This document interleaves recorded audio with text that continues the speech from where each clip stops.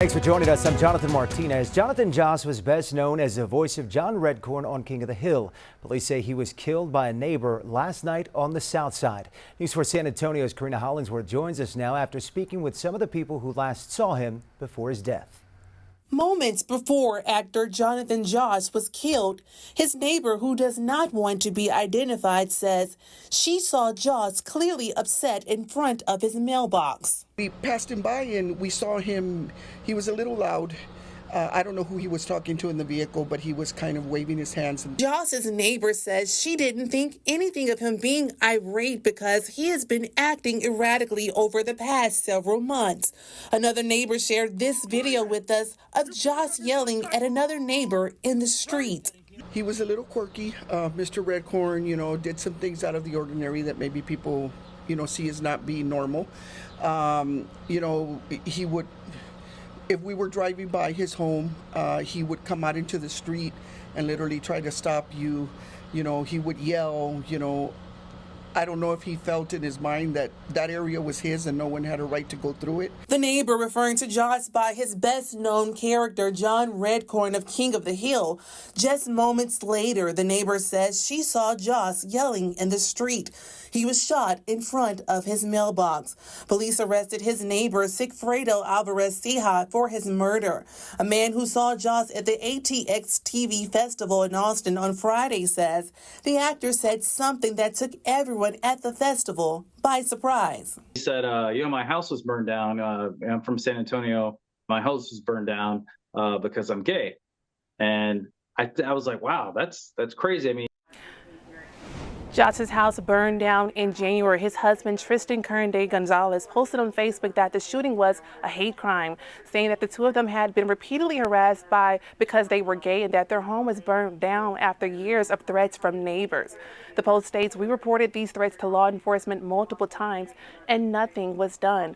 One of their neighbors also says he believes the shooting may have been a hate crime. SAPD denies that, taking to social media to post that despite online claims of this being a hate crime, they found no evidence to indicate the killings were related to his sexual orientation. Aside from his role on King of the Hill, Joss also appeared in Parks and Recreation, Ray Donovan, and Tulsa King. Melissa?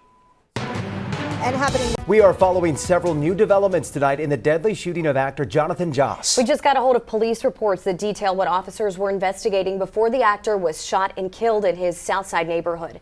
Joss was best known as the voice of John Redcorn in the long-running Fox animated series King of the Hill. He also made appearances as Ken Hotate on the NBC show Parks and Rec, those two popular roles defining his professional life in Hollywood. And we've been working to find out more about his life here in San Antonio along Dorsey Street on the south side. News 4 got a hold of several police reports today, painting a picture of some very erratic and dangerous behavior. The News 4 I-Team's Jordan Elder is live at the site of the shooting to start our team coverage. Jordan, tell us what those reports are saying.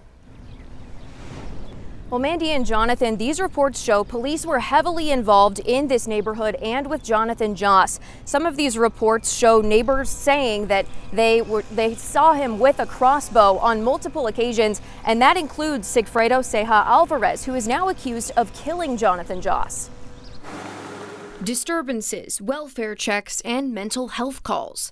Police visited actor Jonathan Joss's home more than 60 times since the beginning of 2024. Neighbors were very familiar with what they call a long-standing feud between Joss and Sigfredo Ceja Alvarez, the man now charged in his murder. They would back and forth, say things to each other. Joss and his husband, Tristan Gonzalez, have said threats were repeatedly made toward them because of their sexual orientation.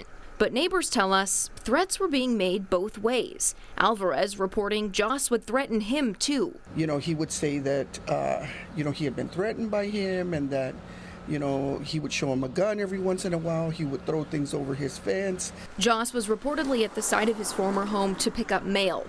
The house burned down in January, which we also see in the calls for service.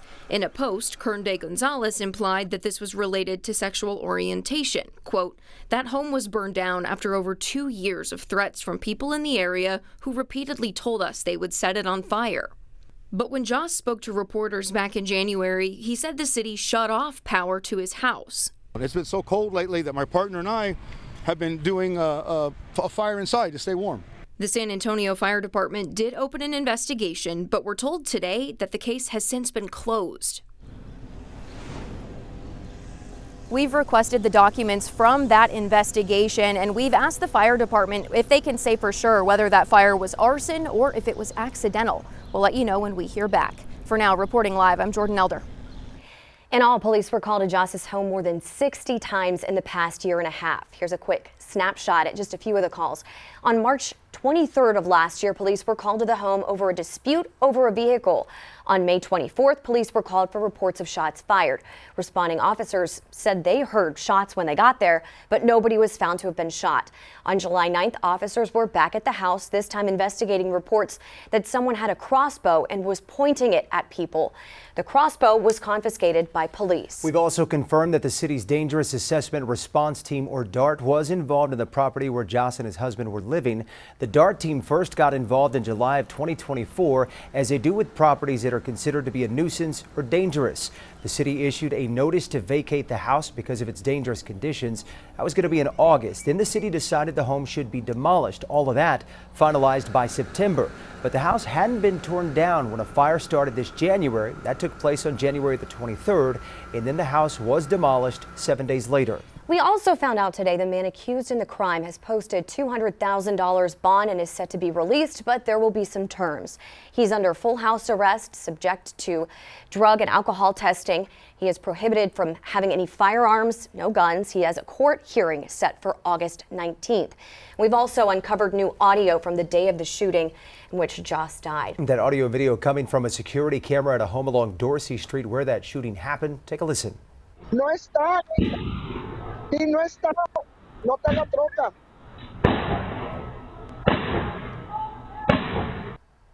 Surveillance camera footage captures the shots that killed the King of the Hill star on Sunday. Some in the neighborhood say this was a feud that started with a property dispute between Joss and the brother of the man accused of killing him. Yami Virgin from our sister station Fox SA continues our team coverage now from the site of this shooting. Yami. According to neighbors here on Dorsey Street, many were excited when they found out who Jonathan Joss was.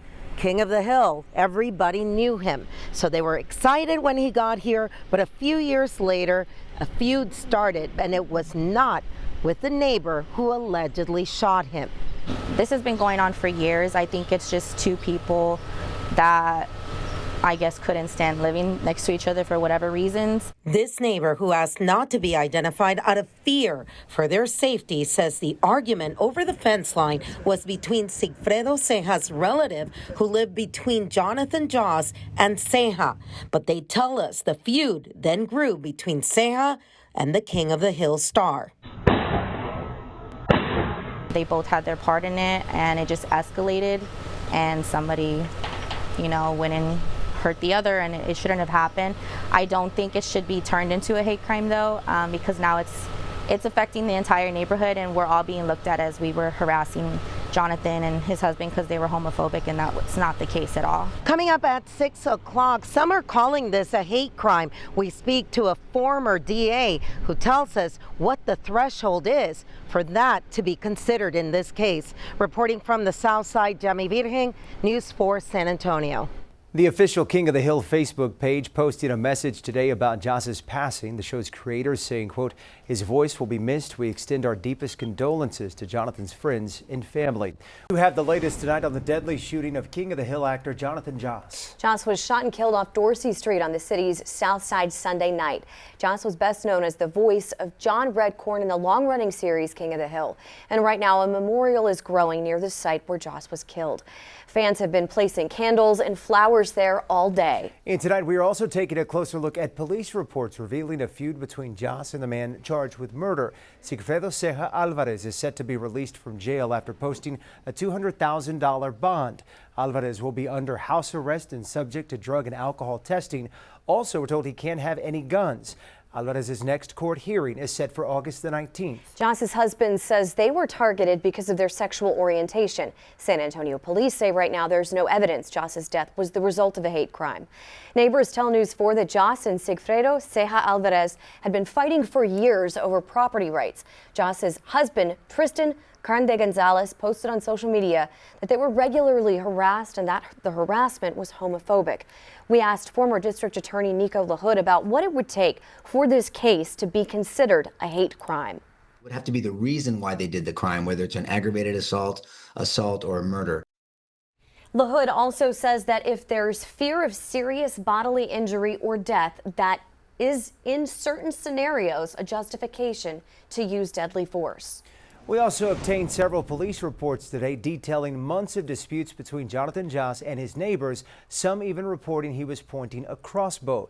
The city was also closely watching the home that used to be on his property. The News 4 team's Jordan Elder details what we found.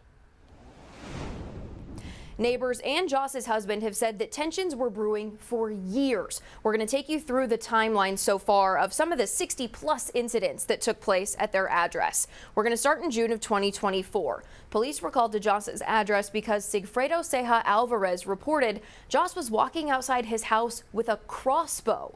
Alvarez told police that this wasn't uncommon and he was afraid to let his wife and kids leave the house by themselves because of those patterns.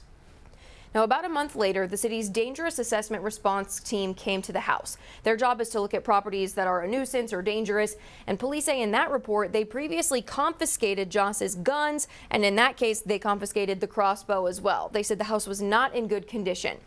In August, the city ordered that the property be vacated, and the owner agreed to have it demolished. That plan was approved in September. Then in October, the city disconnected gas and power to the home. We're going to fast forward to January now. The house catches fire. We still don't know the cause, but the damage was so bad that the city did an emergency demolition a week later. Now we're going to fast forward to this past Sunday. We're told Joss was back at the property to collect mail and ended up getting into an altercation with Alvarez.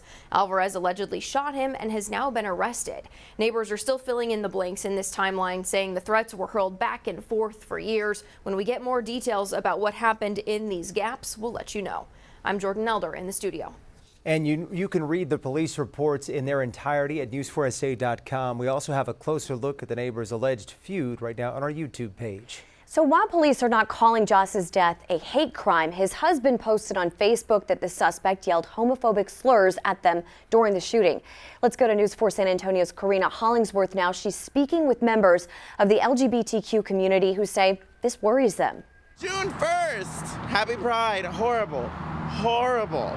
It is unexcusable. Jonathan Joss was murdered on the first day of Pride Month. He had claimed he had been targeted for being gay. What happened to Mr. Joss, to tell you the truth, is something that is eye-opening for us because considering that San Antonio is very progressive compared to a lot of cities in the state of Texas, being that there is incidents that still happen like this makes us more aware that it could happen anywhere.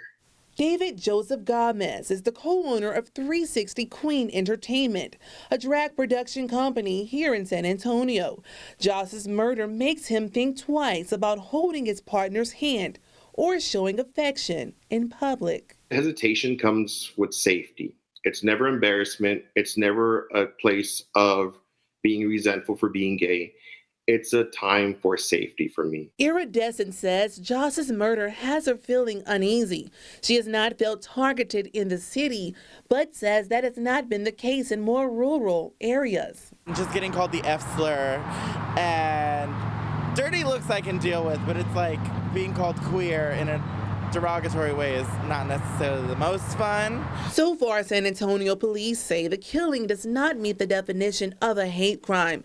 The records show officers responded to Joss's home on the south side 66 times since September of 2023. 13 of those calls were for disturbances with a neighbor. Attorney Andrea Matos says hate crimes are difficult to prove because they require hard evidence the hate existed. I absolutely think that they're on the rise in San Antonio, and I think it's disgraceful that that's the society that we live in right now. But I definitely start to see more and more, phrases that are being used, like I said, about racism and homophobia and anti-Semitic statements that are being made across San Antonio and across, cases that I'm seeing. In 2023, the FBI documented over 11,000 hate crimes reported by more than 16,000 law enforcement agencies. 2,077 of those reports were based on sexual orientation. The Pride Center of San Antonio will honor Jonathan Joss's life Sunday with a vigil at Crockett Park from 7 to 9 p.m. Live in the studio for News 4 San Antonio, I'm Karina Hollingsworth.